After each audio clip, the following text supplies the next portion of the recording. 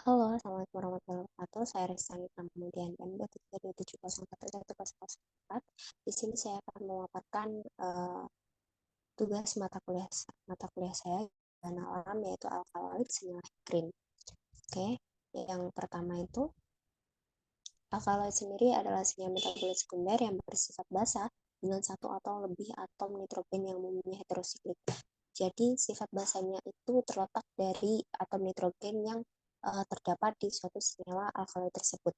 Senyawa alkaloid ini terdapat pada bagian tanaman, yaitu bunga, biji, daun, ranting, akar, dan kulit batang. Umumnya itu mengandung kadar yang lebih kecil di suatu tanaman.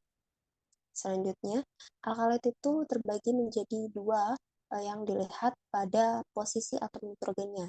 Yang pertama yaitu ada senyawa heterosiklik, yaitu yang mana atom nitrogennya itu terletak pada cincin heterosiklik yang utama, contohnya itu L-tryptophan. Kemudian yang kedua adalah non-heterosiklik, yaitu yang mana atom nitrogennya itu terletak pada rantai alifatik, contohnya ada efedrin.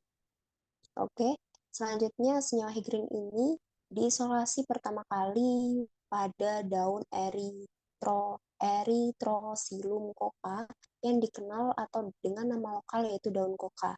Senyawa higrin ini merupakan alkaloid yang berasal dari golongan pyrrolidin yang memiliki rumus kimia C9H13NO, yang mana senyawa higrin ini ditemukan oleh Moore dan teman-teman pada tahun 1990. Selanjutnya, senyawa higrin itu tuh memiliki struktur heterosikliknya pyrrolidin seperti ini, cincin 5 anggota. Jadi senyawa higrin itu struktur heterosikliknya yang utama adalah cincin struktur pyrrolidin. Kemudian ada reaksi biosintesis yang diusulkan, yang mana biosintesis sendiri itu adalah suatu proses di mana organisme hidup, baik itu mikroorganisme, tumbuhan, atau hewan, menghasilkan senyawa kimia kompleks melalui jalur reaksi biokimia yang diatur secara spesifik oleh enzim. Nah, pada reaksi biosintesis yang saya usulkan, itu saya ambil dari referensi Faccini 2006, yang mana biosintesis yang diusulkan adalah senyawa higrin. Senyawa higrin ini dari senyawa ornitin. Senyawa ornitin ini mengalami dekarboksilasi dengan enzim ODC atau ornitin dekarboksilasi yang menghasilkan putrescin. Ini. Kemudian putrescin ini akan mengalami reaksi metilasi dengan CH3I katalis Ag2O dengan pemanasan yang menghasilkan N-metylputrescin. N-metylputrescin ini selanjutnya akan diaminasi oksidatif menggunakan NAD+ dalam air. Nah, pada kondisi ini N-metylputrescin ini gugus aminanya diubah menjadi gugus aldehid sehingga didapatkan 4 metil aminobutanal dan produk sampingnya yaitu amina. Kemudian 4 aminobutanal ini akan menghasilkan akan mengalami reaksi siklisasi spontan. Pada siklisasi spontan ini pasangan elektron bebas yang terletak di atom oksigen ini akan berikatan dengan atom hidrogen yang berada di posisi alfa. Nah, lalu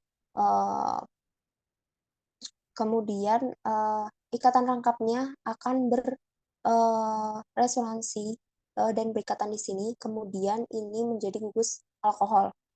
Gugus alkohol ini, atom oksigen ini terdapat pasangan elektron bebas, sehingga pasangan elektron bebas ini akan berikatan dengan atom hidrogen yang terletak yang berikatan dengan atom nitrogen.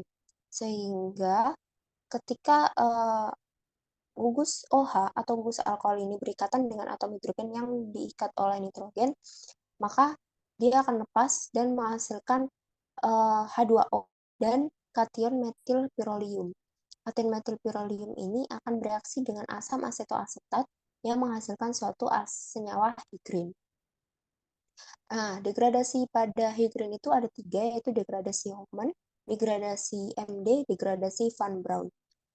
Untuk degradasi Hofmann itu mengubah suatu tetraalkil amonium menjadi suatu amino tersier dan gugus olefin dengan adanya basa. Nah, seri degradasi Hofmann ini bisa dikatakan suatu reaksi metilasi yang mana menggunakan CH3I. CH3I ini dalam kondisi berlebih ketika atom nitrogen aminonya ini pada posisi kecuali amina primer, dia akan CH3-nya akan berlebih. Akan tetapi kalau CH3-nya tidak berlebih, berarti posisi aminanya ini primer. Kemudian menghasilkanlah olefin dan amina tersier dengan produk samping air. Selanjutnya untuk degradasi MD, hampir sama dengan degradasi Hofmann, akan tetapi degradasi MD ini mengalami pemutusan ikatan CN dilakukan dengan cara mereduksi garam amonium menggunakan katalis menghasilkan suatu amina tersier dan gugus alkil.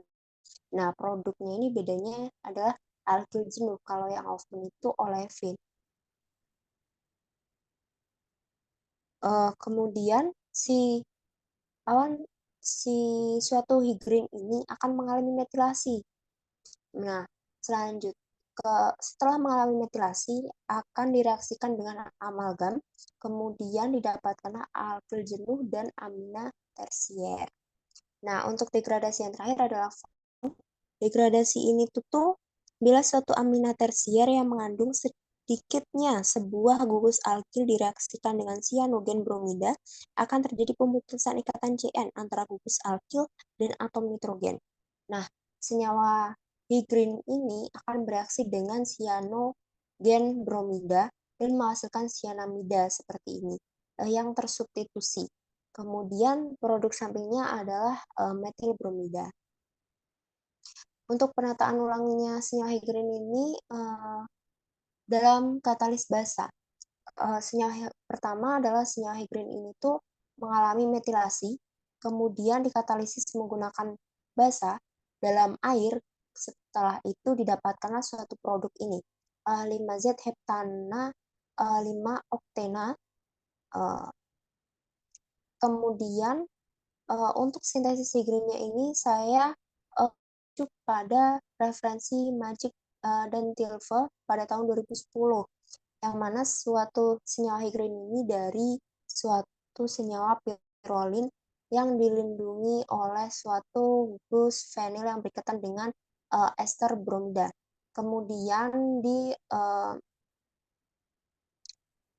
direaksikan dengan H2CrO4 dan menghasilkan N-karbazen.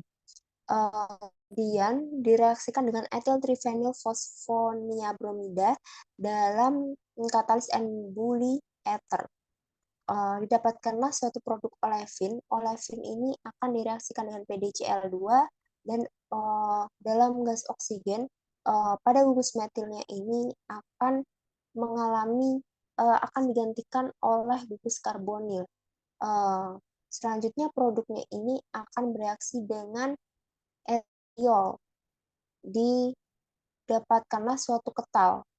Ketika suatu ketal ini direaksikan dengan LAH dan THF, gugus pelindung suatu atom nitrogen ini akan terlepas dan didapatkanlah N-metilpirolidin. N-metilpirolidin ini akan bereaksi dengan HCl yang mana akan menghasilkan suatu senyawa higrin.